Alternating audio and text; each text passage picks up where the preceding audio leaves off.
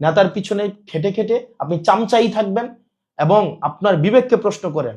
আপনি একজন ঋণ খেলাপিকে সমর্থন দেওয়ার জন্য, এটা চোর, মানে ঋণ খেলাপি শুনতে অনেক সুন্দর লাগে, এটা চোর, ব্যাংক চোর, মানে যারা ব্যাংক চোর, জনগণের টাকা চুরি করে দেয়, মানে কেউ হচ্ছে একদম সরাসরি পকেট মারি করে, আবার কেউ হচ্ছে বাড়ি থেকে টাকা চুরি করে, কেউ ব্যাংক থেকে টাকা চুরি করে, হচ্ছে কি এলিট শ্রেণীর চোর, এরা হচ্ছে চোর, এদের লজ্জা হওয়া উচিত।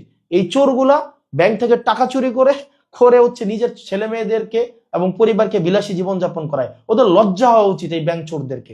এই ব্যাংক চোর এবং হচ্ছে এই যে জনগণের টাকা যারা চুরি করে, আপনারা যারা এদের পক্ষ নিচ্ছেন, নিজেকে একবার চিন্তা করে দেখেন তো, আপনার সন্তান কিন্তু ঠিকই প্রাইমারি স্কুলে পড়ে, আপনার ছেলেকে কিন্তু ঠিকই দুবাই গিয়ে হচ্ছে কামলা দিচ্ছে আমার বাপের মতো, আপনার ছেলে হচ্ছে ঠিকই ওমান, দুবাই, কাতার, সৌদি আরব যাচ্ছে।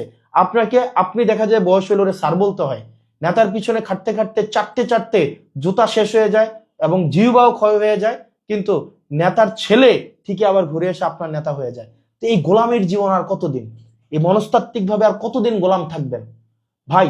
মনস্তাত্ত্বিক ভাবে এই গোলামি বর্জন করে আপনি আপনার জায়গা থেকে সরব হন এই চোরদের বিরুদ্ধে। আর এই গোলামি থেকে যদি আমরা মুক্ত না হই, গোলামির চিন্তা থেকে, আপনি চিন্তা করেন, মানে সে তো চোর, এই চোরের গোলাম হচ্ছেন আপনি।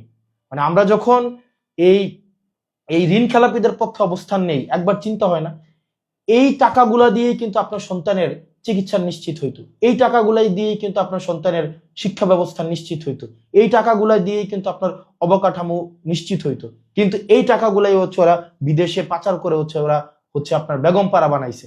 আপনার নেতাকে কখনোই কষ্ট করে কম দামি জামা কাপড় পরে, কখনো বিলাসবহুল জীবনযাপন করে ছুটিতে যায় থাইল্যান্ড, অস্ট্রেলিয়া, সিঙ্গাপুর, ঠিকই কিন্তু ছুটিতে ওখানে বেড়াইতে যায়, কিন্তু আপনি দেখেন আপনার যেই কপাল এই কপালই থাকে, গোলামের কপাল।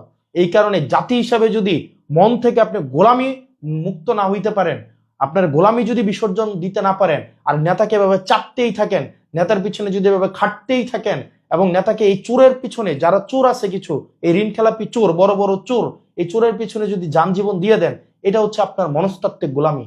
এবং এটা গোলামির জীবন 100 বছর বাঁচার থেকে একদম নিজের মতো করে আত্মবিশ্বাসের সাথে 1 মিনিট বাঁচা বেশি সম্মানের। গোলামের পিছনে, চোরের পিছনে, ঋণ খেলাপিদের পিছনে 100 বছর গোলাম হয়ে বাঁচার থেকে আত্মবিশ্বাসের থাকে নিজের ইনকাম করা 100 টাকার উপরে বেঁচে থাকা, 1 মিনিট বেঁচে থাকা অনেক বেশি সম্মানের। তো জাতি হিসাবে যদি গোলাম না হইতে চান, এই চোরের পিছনে শ্রম দিতে না চান, এই ঋণ খেলাপি চোর, ব্যাংক চোরদের বিরুদ্ধে আপনারা অবস্থান নেন। ইনশাল্লাহ আমরা, জনগণ যাকে ভোট দিয়ে নির্বাচিত করুক না কেন, আমরা ঋণ খেলাপিদের জন্য পরবর্তী বাংলাদেশ আমরা হারাম করে দিব। বাংলাদেশ আর সালমান এফ রহমান হইতে আমরা দিব না। বাংলাদেশকে আজিজ খানদের হাতে আর তুলে দেওয়া হবে না।